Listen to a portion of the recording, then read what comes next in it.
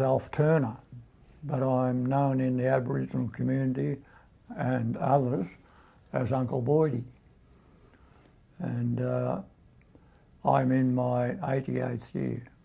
Life was pretty hard in the 1930s and beyond, and our mothers taught us if we saw a big black car, which is the car that government authorities drove at that time, if you see a big black car coming into the mission, run and hide. There was a car came in when I was in school, and a kid ran to the door and said, "They're coming!" And up jumped all the kids and left the school. So I ran down, I couldn't swim, I ran down, sang out across the river, "Mum, bring the boat." And she was a little bit long bringing it, and I said, "If you don't bring it, I'll jump in the river." I couldn't swim, I would have drowned, but I was that frightened, I would have. They used to tell the kids that, the parents, that they were taking the kids to the doctor or the dentist or somewhere. They'd take them into Moama, place named Moama, put them on a train, and they'd be up in Sydney that night. Say, Yeah. you know, it's a sad page of Australian history, this one. My name is Moshe Fiszman. I was born in Poland in the city of Radom, which is 104 kilometers south of Warsaw.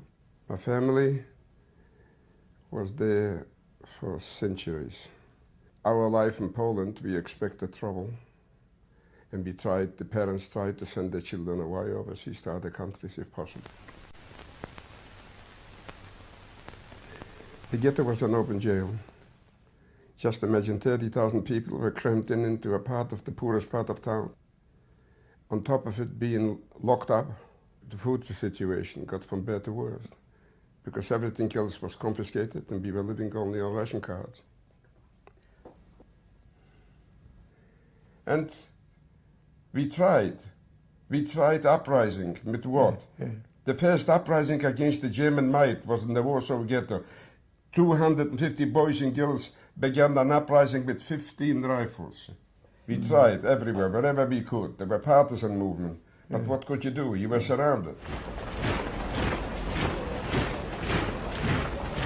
Kristallnacht, the German government decided upon one of the largest pogroms in Europe. They smashed every single Jewish business. They burned down every single prayer house or synagogue in the whole country of Germany. And they took about 40,000 people into the concentration camps of Dachau. This was in the paper. I can remember those stories being in the paper. And after about a month, William Cooper could see that no one else was going to do anything for these people. So he decided that he would. So he organised the march. They marched to the Nazi government ambassador and tried to give him the petition, yes. And they wouldn't come out and talk to him, so he left the petition there and the letter. I can only tell you regarding, in my point of view as a survivor, it's just something I cannot imagine. I mean, after all, the Aborigines were not exactly treated as everyone else in the country, and to come down and to protest to the German consulate in front for people he's never met is just an unbelievable thing. Unbelievable. He was an unbelievable man.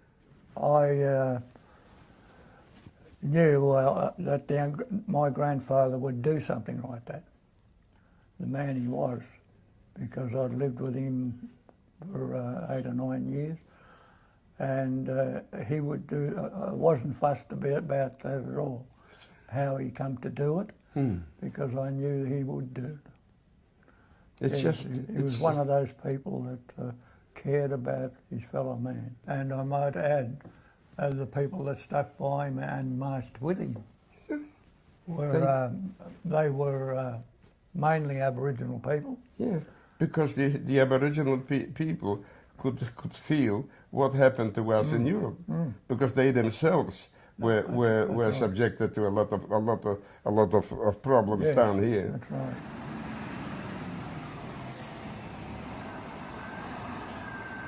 Well, William Cooper wanted to be his people to be represented in Parliament, but he wanted more or less people to be able to go out into the wider world and get a job and to live like other Australians live.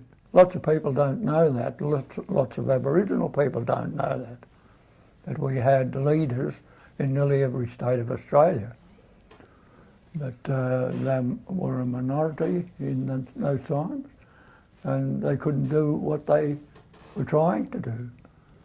It's only come about after they died that some of the things they fought for we were able to enjoy. So his work wasn't, done for themselves. Yeah. Everything was done for their people. Yeah.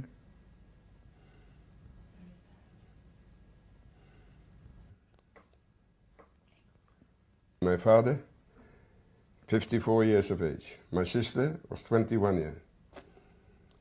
The children were 12 and 13. Yeah. They met at the mall. As far as I am concerned, I was left on my own out of a family of over 200 people. We were only about 3 people left of the whole family. How we made it, I don't know. It's only fate. Fate decided that I should make it. Yes. That's why I'm here. I'm glad you're here, mate. Thank you. Glad you're here. Thank you. I've been very happy to come down and meet you and to listen to you with your knowledge of those times. I'm very grateful to know you.